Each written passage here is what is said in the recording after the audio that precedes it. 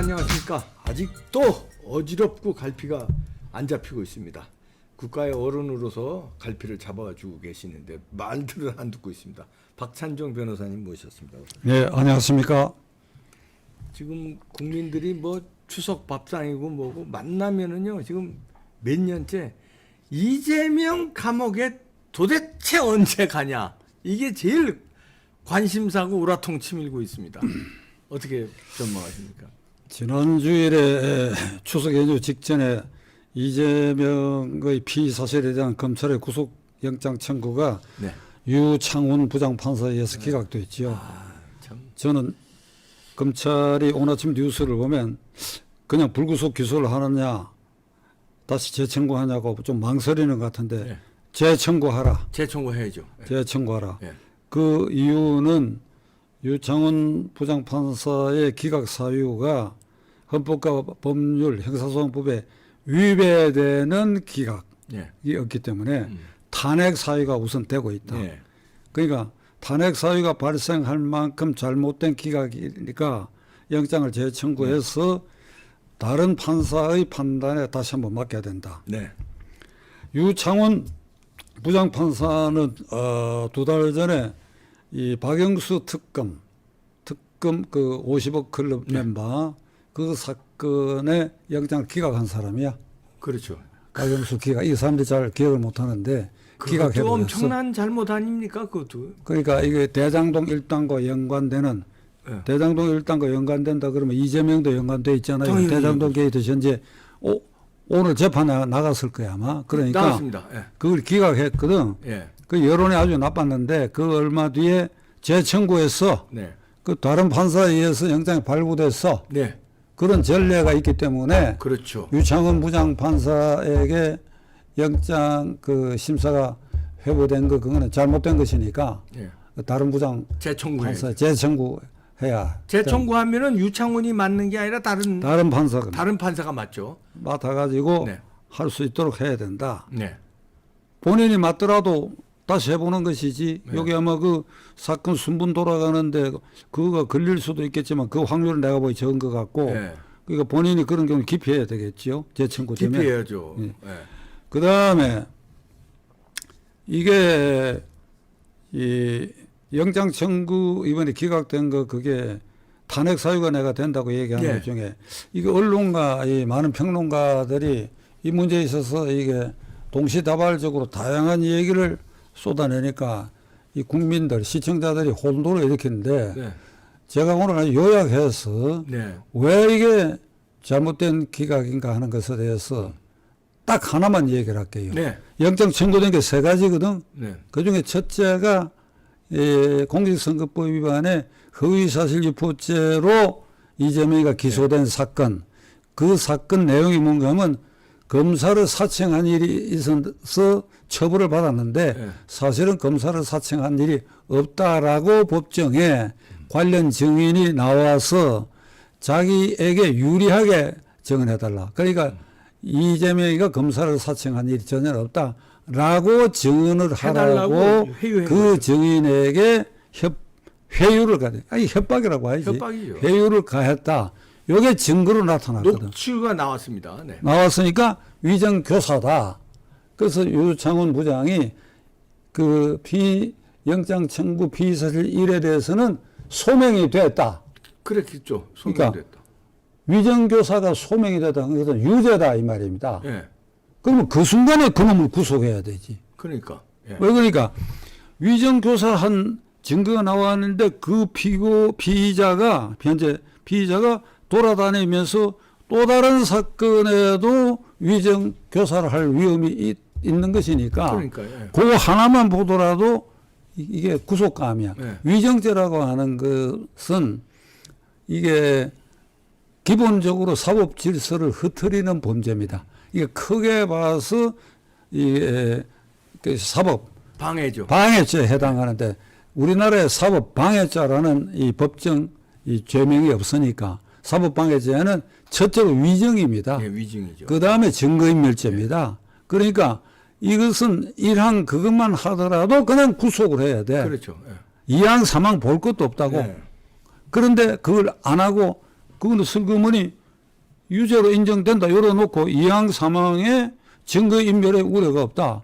아니 이화영 지사에 대해서 그 공판에서 말이지 그 부인이 난동을 부리고 거기 민변 출신 변호사가 가서 엉뚱한 짓을 하고 법관을 협박을 하고 당사자를 협박하고 이 짓을 했으니까 그건 이화영이가 이재명에게 불리한 진술을 하지 말도록 압박과 회유를 가했으니까 이거야말로 증거인멸의 우려가 높다 이거야. 예. 그러니까 이랑하고 견주어 봐가 이건 당연히 영장이 글쎄요. 발부됐어야 된다. 그거 하나만 가지고 탄핵 사유인데. 예. 그러니까 검찰은 자신감을 갖고 이런 점을 입증을 해가지고 영장 재청구해서 구속을 해야 된다. 예.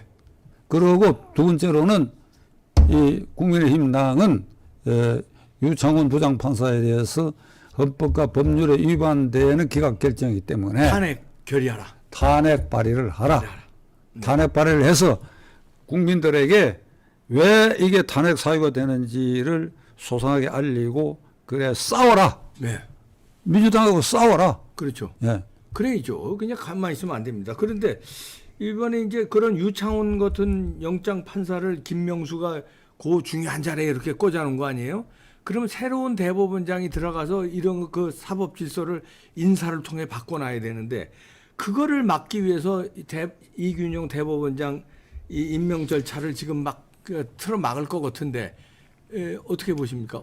오늘 오후에. 10월 5일 이 방송은 지금 오후 1시에 하고 있는데 요 몇 시간 뒤에 이제 국회에서 이균용 대법원장 예비 후보에 대한 국회 인준 표결이 있는데 저는 이게 부결될 가능성이 있다라고 하는 불길한 생각을 하고 있어요. 그러니까 이재명이가 어제 그저께부터 밑에 지령을 했다고 하는 게 뉴스로 나오고 있거든. 이걸 당론으로는 결정 안 했다. 그게 새로 된 원내대표가 당론으로는 결정 안 됐으나 이건 부결해야 된다. 그리고 박용진 의원이 나서서 국회의원들 독려한다 그러거든. 박용진 의원 아주 표준적으로 기회주의자야. 예, 기회주의자입니다. 지금까지는 애매하게 영장이 발부될지도 모른다거나 그런 기미가 있을 때는 애매하게 반 이재명 발언을 방송에서 사다가 기각되니까 이걸 싹 틀었습니다. 예. 그 대법원장 이게 부결하자고 적극적으로 지금 나서고 있거든. 그러니까 지금 이재명이가 국회 장악하고 있고 사법부도 이 김명수의 사법부가 이재명 쪽으로 이 고개를 돌리도록 장악하고 있고 언론 장악하고 있는데 이 사법부 김명수 사법부가 그대로 진행되게 하려면 당분간 이균용을 이게 배척해 버려야 돼. 왜 그러니까 지금 쟤네들 입장에서 그런 거죠. 예. 지금 후임이 빨리 결정되지 않으면 대행 체제로 내년 초까지 가면 내년 2월에 법관 인사가 있어요. 거기도 대법원관 두 사람 또 공석이 생기고 이런데 대행 체제로 가게 되면 지금 수석 대법관이 이 좌파야. 그렇기 때문에 김명수 그 연장선상에서 결국 이재명에게 유리한 대법원 구조가 유지될 것이다. 이런 것 때문에 이 균형을 이제 이거 막으려고 하는데 시청자 여러분들이 분명히 아셔야 할 것이 김명수 대법원장 아래의 이 법원은 이재명에게 장악됐다고 봐야 돼요. 권순일 대법관이 이 공직선거법 무죄 판결해서 그를 정치적 사면을 해가지고 오늘날 이렇게 날뛰도록 만들어준 거. 그게 김명수 대법원장이 재판장이고 주심 권순일 때 일었던 일이고. 이번 영장 기각도 그 연장선상의 유창훈이라는 자가 기각을 해갖고 이재명을 살렸다. 그러니까 누구는 이렇게 얘기해요. 김명수 대법원은 이재명 앞에만 가면 고개를 숙인다. 그래서 이 대표도 노래 잘 부르지만 가요 중에 그런 게 있었습니까? 그대 앞에만 서면 왜 나는 작아지는가? 김수희의 노래가 있습니다. 김수미? 김수희. 김수희 그 한번 불러봐요. 첫째 소절. 앞에만 서면 나는 왜 작아지는가? 나는 왜 작아지는가? 그대 이게 그 멍해입니다. 요게 딱 맞는 이게 대부분 아 참 이게 웃을 일이 아닌데 하도 기가 막히가 누군가가 이 노래를 나한테 상기시켜 주더라고. 그러니까 오늘 이균용을 부결을 해야 이재명 앞에 나가면 고개를 숙이는 법원이 계속될 것이다. 네. 제가 할 수 있는 일은 이 방송에서 이러면 안 된다 하는 메시지 외에 기도하는 것밖에 없어. 어떻게 합니까? 그럼 아니 방법이 없습니까? 이 저놈들이 저 다수로 이렇게 횡포를 부리는데 이게 대법원- 비밀 투표니까 민주당 의원들이 자각을 해야 되는데 그럼 믿어 보는 수밖에 없네요. 그 한갓 희망이지. 그러니까 왜냐면 희망이- 이재명도 저 체포동의안을 저 가결시켰으니까 한 40표 가결됐으니까. 그 숫자가 그대로만 해준다면 아, 그렇지. 거기서 그렇지. 그 그렇게만 숫자. 가도 되겠지. 예, 그 숫자가 예, 그대로 예, 가주면 그러니까 예. 거기에 한 가닥 예. 이렇게 햇줄기를 보고 기도할 수밖에 없다. 예. 그러니까 대법원장 표결을 저 같은 사람이 기도하는 심정으로 바라봐야 된다는 게 이 나라의 비극이야. 그게 비극이네요. 아니 국회의원 한 명 우리 저 박찬정 변호사님도 국회의원 하셨지만 한 명 한 명이 헌법기관이라면서요. 근데 한 명 한 명이 헌법기관인데 어떻게 이재명 같은 자를 그렇게 일사불란하게 옹위할 수 있느냐 이거예요. 그 다수당의 그 수많은 사람들이 그게 어떻게 헌법기관이냐고요. 몇 명이 그러는 것도 아니고 그 169명이 나지. 그런 민주당이 그 민주당입니까 그게? 한 명 한 명이 헌법기관일 뿐 아니라 헌법 46조는 예. 그 헌법기관인 국회의원이 국가이익을 우선하여 양심에 따라 직무를 행하라. 근데 이거를 이재명 일파들이 훼손하고 있거든. 네. 이게 정치 생명을 끊는다. 이재명 편에 서지 않으면 정치 생명을 끊는다. 공천 주지 않는다. 그냥 개딸들이 윤영찬 의원이 이제 비명의 대표적인 인물인데 네. 그 사는 아파트와 사무실 앞에 이게 무슨 벽보도 붙이고 네. 수시로 나타나가 그게 윤영찬 의원이 요즘 말이 없어. 그렇게 쑥 들어가 버렸어요. 쑥 들어가 버렸어. 겁을 먹었어요 완전히. 그러니까 저런 그 협박 행위가 네. 특수공무집행방해입니다. 그렇죠. 직무를 집행하는 공무원에 대해서 협박하는 경우니까. 네. 그런데 이걸 윤석열 정권의 검찰이 이거 어떻게 할 수가 없어. 이거 입건해야 돼요. 그러니까요. 이거를 처벌해야 돼요. 이게. 어? 개딸들부터 처벌해야 됩니다. 그 민주당이 자체적으로 해결 못하고 네. 이거 법률 질서를 완전히 위반하니까 처벌해야죠. 예. 처벌. 아니 기운이 빠져요. 그런 거 아니 근데 그런 거 아마 제3자에서 고발은 돼 있으라고 고발은 돼 생각합니다. 있습니다. 예, 예. 예. 그렇다면 신속 조사를 해야지. 그렇죠. 아니 이럴 때는요. 그 일본은 국회 해산권 있잖아요. 그래서 국회 해산을 시켜버리죠. 그래서 다시 선거하는데 우리도 좀 그런 거 있어야 되는 거 아닙니까? 국회 해산. 방법 없습니까? 지금 우리 헌법 8조에 규정되어 있는 국회 해산 사유가 이 대표 말대로 딱 발생해 있다고. 딱 딱 발생했습니다. 발생해 있어 해산 사유. 예, 뭡니까? 그 헌법 8조가 정당의 조직 목적 활동은 민주적이어야 하고 국민의 정치 이사를 수렴할 필요한 조직이어야 한다. 네.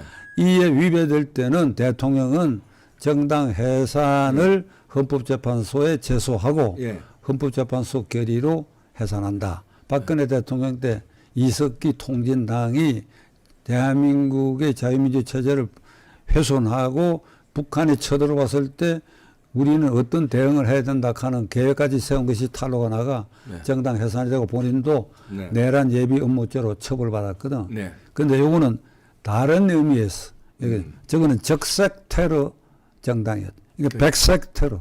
자유민주 질서를 표방하면서 여기에 어깃장 놓고 국회의원을 협박하는 이런 조직 운영을 하고 있다. 네. 이거 당연히 해산 사유지. 네.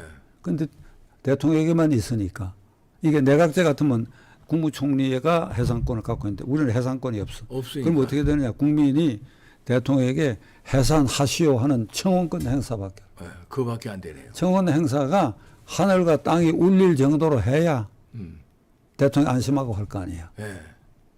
그럼 어떻게 해야 되나? 우리가 광장에 모이고 모이- 국회를 포위하고 그래야죠. 9일날 광장에 아마 10월 9일 날 한글날 그 자유민주 질서를 지키기 위한 국민대회가 있을 거예요. 국민대회 크게 합니다. 저 여러분들도 많은 관심 가져주시고요. 10월 그러니까 그런 걸 9일 통해서 날 청원을- 광화문에 모이시죠. 청원을 하고 이래야 되는데 네. 이게 기가 막힌단 말이야. 이게 아니 저 몇 년 전에 제가 똑똑히 기억하는데 이제 우리 박찬종 변호사님께서 광화문 연단에서 이렇게 주장하신 적이 있어요. 인간 띠로 포위해야 된다. 국회를 사람이 딱 전부 다 해서 포위를 해서 압박을 해야 된다. 그런데 그게 아직까지 안 되고 있습니다. 100만 명만 여의도에 모이면 그게 되는데 되죠 그거.